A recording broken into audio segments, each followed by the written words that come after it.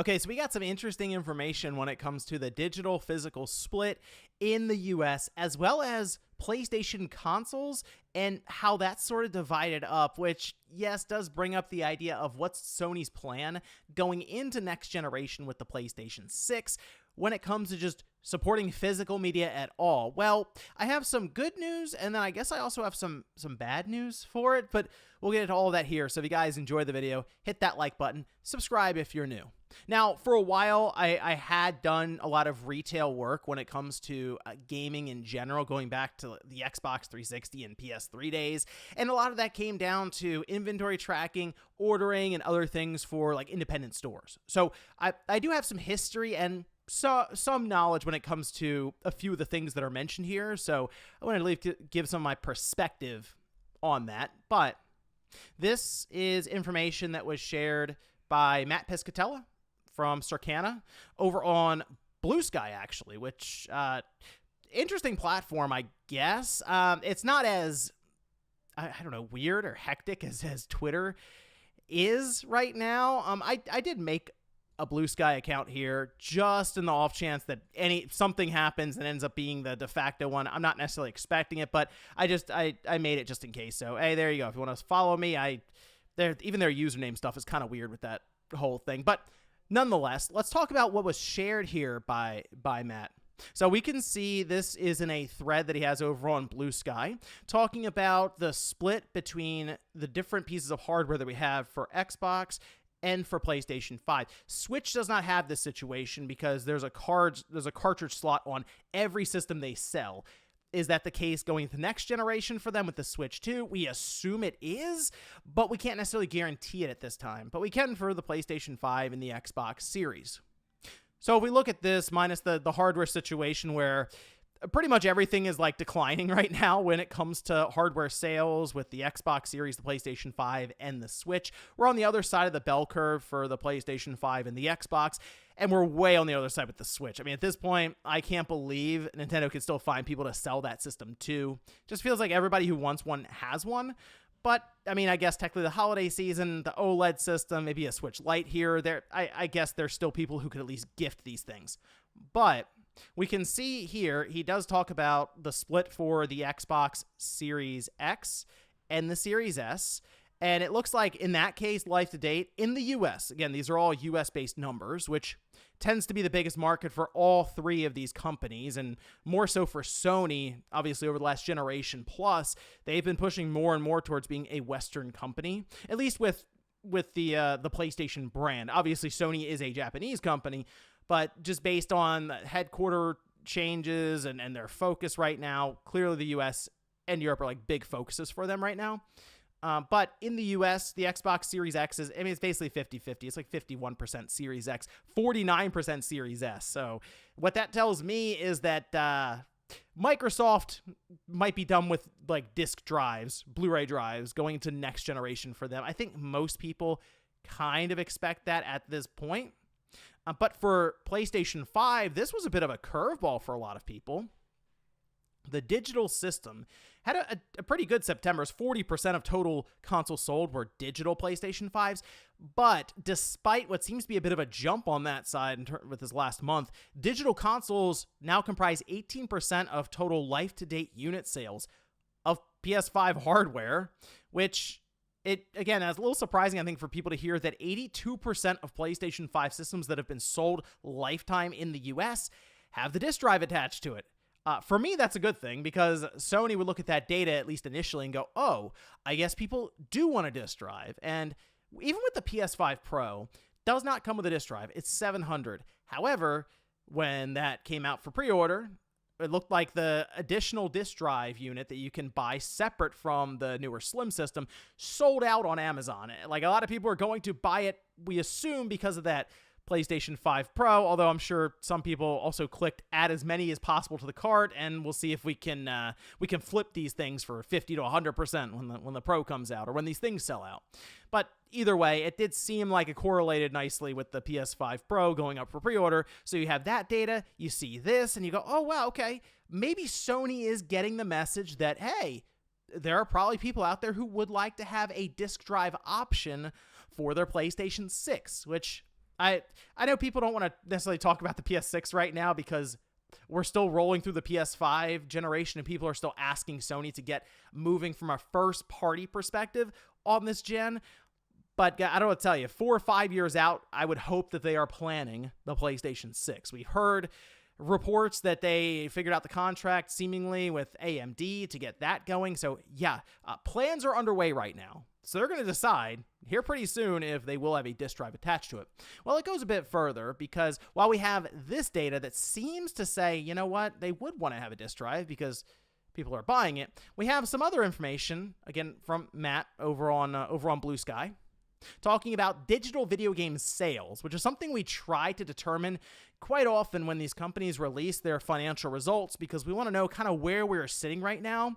If you're someone like myself and others who like to buy physical media for the collection or just the option of having it for the potential of it maybe being delisted someday or server issues or whatever, right? In this case, the Switch is 53% of Switch sales are digital, which, yeah, even the Switch is climbing over and becoming majority digital in terms of sales in the US. Now, the interesting thing about that, though, is Nintendo doesn't share digital data with them, so I'm a little curious how they have that information, unless they're able to kind of go back and get it as like a lump sum from maybe Nintendo, or this could even be just tracking third-party releases. But nonetheless, the PS5, we do get digital sales from Sony for Circana, 78% digital versus 75% digital last year. So the PS5 is technically majority digital in terms of dollars spent in this case for these retail sales. So yeah, I mean that doesn't look as good as what we just mentioned with the system. And I mean, look at the Xbox Series, 91% of software there is digital for sales. So again, 9% physical, and that's actually up 1%. I mean, who knows, in 4 years, we could see this could be 95% digital on the Xbox Series. And also keep in mind that does lean into the idea of them having their subscription service Game Pass that continues to push the idea of not necessarily going out and buying physical games. And they have their Series S that's taking up 49% of sales in the US currently. Now, again, this is just the US, so it's not tracking like, for example, with Nintendo in Japan, still seems to be a very physical-minded in terms of game sales market, all right? And with Sony, 78% digital versus, strangely enough, the consoles where we see like 80-some-odd% being disk drive equipped units. It does make me think about when the console first came out and how that digital system for the PS5 did not seem very, like, it wasn't really available at all. Like, you just found the more expensive version of the system, which was the disk drive enabled unit. And that's probably because it was easier for Sony to justify it at that time, since it seemed to be one that was either breaking even, losing least amount of money on, or at times even making money on it. Whereas the digital one is just, you're just losing money on that thing at $400. And maybe Sony was trying to think, okay, how do we start recouping some of the money that we put out for R&D? Let's sell the more expensive system because they're being flipped for $1,500. Like, the $500 is nothing. We can sell these constantly. Now, on top of this, he does also, Matt does kind of dive into some of the finer details here, discussing retailers and how they've positioned physical media versus digital. And a lot of it does come down to, like, aggressive price cuts you may see when it comes to physical, and a lot of that came down to inventory management and trying to cycle through how many units you had of one game versus the other, and you can come up with your own sales, or at times you'll even have Sony or Microsoft, not really Nintendo, do something that was called price protection. And I'm glad he actually brings this up because I never hear anyone really mention this at all. But what happens is retailers would bring in physical copies and work with the publishers to lower prices over time to help move inventory and maintain shelf space. This is done through price protection, where publishers would rebate some value to the retailer so retailers could lower price while maintaining margin. Dealt with this a lot, and this was really, really annoying because, well, mostly, it was one more thing to have to track. So, and it was per publisher. So he's mentioning, like, people think of platform holders, Sony, Microsoft, Nintendo, but then also think of EA, 2K, Take-Two. These are all other companies that would run, say, a Black Friday sale. And the way it would work is they would tell you what the promotion was. You could then order your systems, try to sell them at Black Friday with that price, and then they would give you a rebate that you would most likely, hopefully get before the following February. It was really annoying to deal with. And price protection is something that you would get on certain games you would buy from different publishers. Some were better than others. Nintendo had zero price protection, but it wasn't a really big deal because they never lowered the price. So if you ordered, what was it? We'll say Mario Maker. That was what I remember, because we had it on the shelf constantly because it's a Wii U game. And to be honest, Wii U games just didn't sell that well, so we would always have it. I'd be like, you know what? I'm not really worried about this sitting there because it's going to be $60 today. It's going to be $60 a year from now because Nintendo never drops these prices. But Microsoft would drop prices, Sony would drop prices, and they were a bit more hit or miss. Microsoft did price protection pretty much on everything. Sony, strangely enough, although I shouldn't say strangely because they probably expect it, MLB The Show was the one where I was like, you know what? I'm only ever going to really keep one or two extra new ones in stock because it never got price protection. And one day I remember I woke up and Sony was like, hey, this $60 MLB The Show game is now $40. And I had like 15 of them in the in the drawer. I'm like, well, there you go. Okay, that's $20 each that I'm technically missing out on. So it would really depend. And then it would also come down to how long until that rebate came through. So these are just extra things that these retailers have to be concerned about when it comes down to it. And then they're technically dealing with the digital market that they're competing with convenience as well. So all these things kind of coming together that I'm sure makes retailers, I don't want to say second guess, but definitely think a bit harder about ordering large amounts of games for store shelves, which I don't know if people have noticed, but when a game comes out now versus even 5 or 6 years ago, say going back to the PS4 or the Xbox One generation, it seems like it's harder to find these games in stock at big box stores or at GameStop on release day unless you put a pre-order in or something. Before, you'd just walk in and they'd have a couple of them on the shelf and it'd be pretty straightforward. Sometimes I'll go to a store, it could be a Best Buy even or a GameStop, and they didn't get anything beyond pre-orders. And it's for like a decent game. Like, strangely enough, Metaphor was one. I've been going through the demo and I was like, you know what? If I'm in the area, maybe I'll stop by and pick up Metaphor because I'm like 4.5 hours into the demo and I am enjoying it. And it's gonna be a game that I play through the long haul, but I would like to have it physically. I just, there was a GameStop in the area when I was out running some errands. I'll stop by and pick it up. No Metaphor at all. So again, this is something else that I'm noticing. And I think this correlates quite a bit with the digital split that we're seeing when it comes to sales, as well as some of the other intricacies in the background with things like price protection and trying to judge how many copies of any one game you should have in the first place, which then just comes back to Sony in the first place. And if they would want to have physical games at all for the PlayStation 6. And that's still kind of where we are. We're in this unknown territory because this digital split could continue falling towards that 100% mark pretty quickly towards the back end of this generation.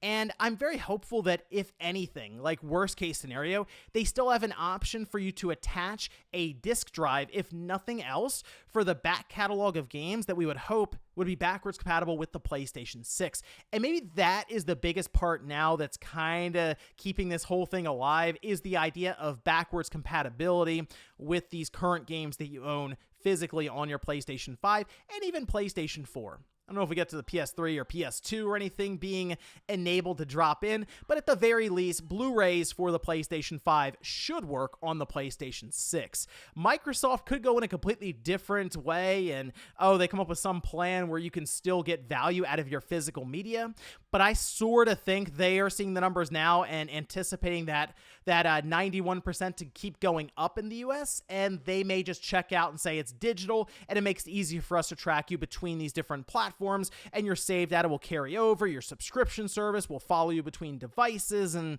so on there. So looking at this information, good and bad. Good to see that the disk drive enabled PS5 is still pretty much the large majority, but also bad in the sense that even if you have the disk drive enabled system, well, people are still majority buying digital purchases when it comes to games. And then also doesn't help these black hole games like Fortnite, for example, are also sucking up quite a bit of money for microtransactions and other digital purchases. But let me know what you guys think about this one down below. And if you're surprised that the split between the disc-based enabled PlayStation 5 and the digital one is so largely in favor, I mean, 82% for that disc-based unit. Thanks, guys, for watching, and I'll see you next time.